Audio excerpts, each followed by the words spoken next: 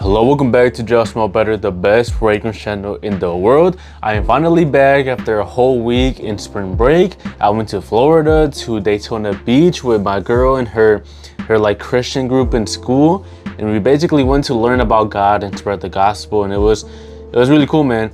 Really cool. Definitely, lit a fire inside me to know more and follow God more. But the point is, really good. But now we're back to the grind, and I got the brand new Ocean Noir Parfum. While I was gone, this thing was being delivered to my house, and I couldn't wait to come back and open it. You guys know how much I glazed the OG Ocean Noir, the Eau de Parfum, and now we got a brand new one. Let's see if it can live up to the hype. I also got some more Michael Malul's because why not? We got Jet Black Intense and Jet Black Mahogany. So without further ado, let's start unboxing these new fragrances.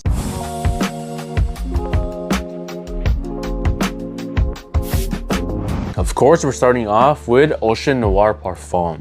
Also, thank you guys for all the support on my sampling website. Even though I told you guys that I was going to be gone for a whole week and you were not going to get your samples, until I come back, you guys were still placing orders. So thank you very much.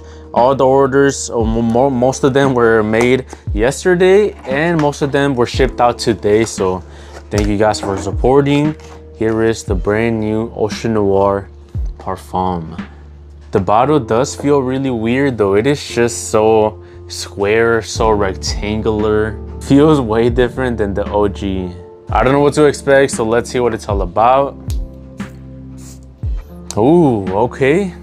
I mean, I'm not complaining. It smells pretty similar to the Eau de Parfum, but a little bit darker. I can feel like maybe like a less coconut sweet vibe and more of a woody vibe. I feel like it removes a little bit of sweetness, which gives it that youthful aspect, and it just makes it more mature. But I like it because they kept the same DNA, if you know what I mean. Sometimes when they do flankers, they just completely change up the DNA and keep the name, like the Dior Sauvages. When they made the Dior Sauvage elixir, completely different scent than the Eau de Parfum, and EDT. I can right away tell that this is the Ocean Noir DNA, which I appreciate so much, and the differences are not too much, but I believe it might be enough for me to maybe prefer over the OG.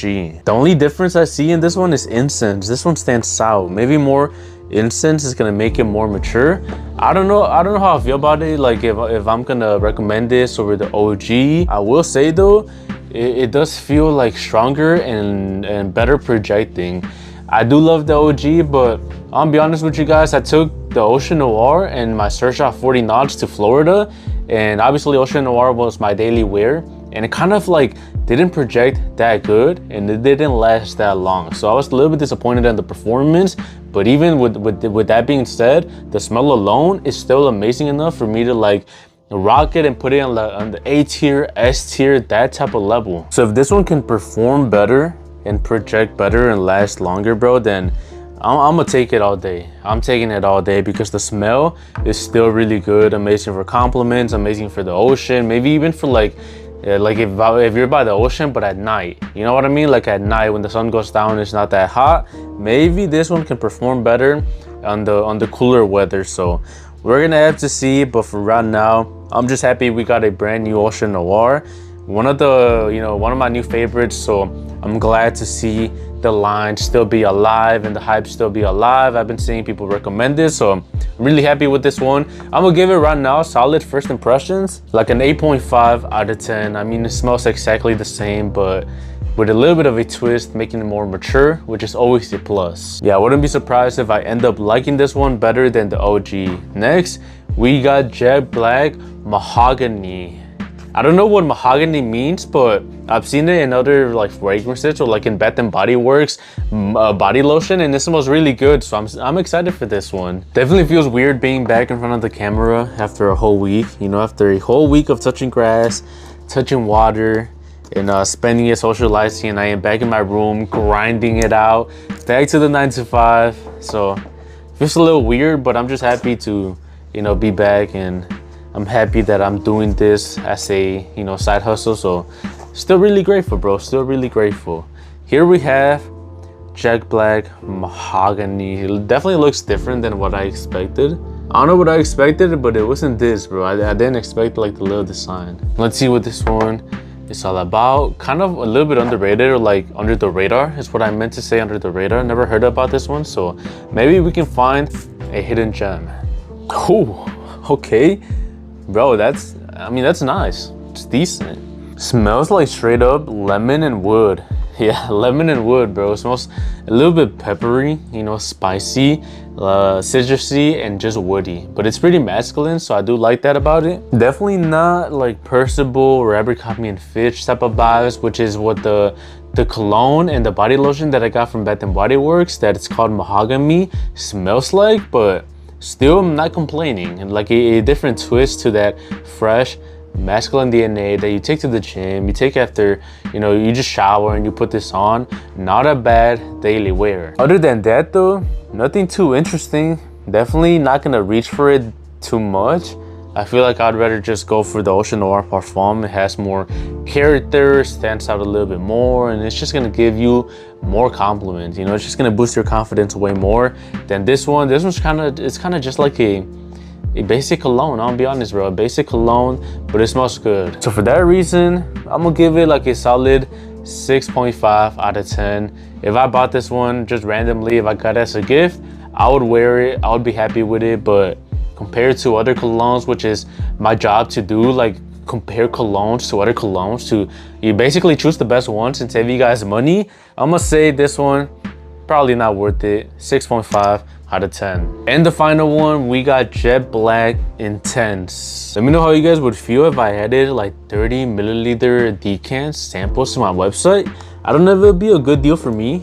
I need to test that out. I need to see like what I can do, but let me know if you guys would be interested, because I've seen a few comments asking for 30 milliliter decants, and I want to know the interest and if I should take the risk and do it. Let me know in the comments. Anyways, here we have Jet Black Intense. Nothing too interesting, same boring bottle as the other one, but this one's black, you know? This one's black and this one's brown. Let's see if the black one can smell better. It smells alright. I mean, it smells decent, but I feel like these are just nothing groundbreaking. I feel like it's a twist to like popular DNAs that people already have created. Maybe something like Office for Men by Jeremy Fragrance. It just feels a little bit floral, a little bit sweet, a little bit like minty, but nothing special. Still like woody, spicy, but other than that, I don't want to waste too much time, bro. I feel like this one's just a little bit of a letdown. Maybe even worse than the Jet Black Mahogany.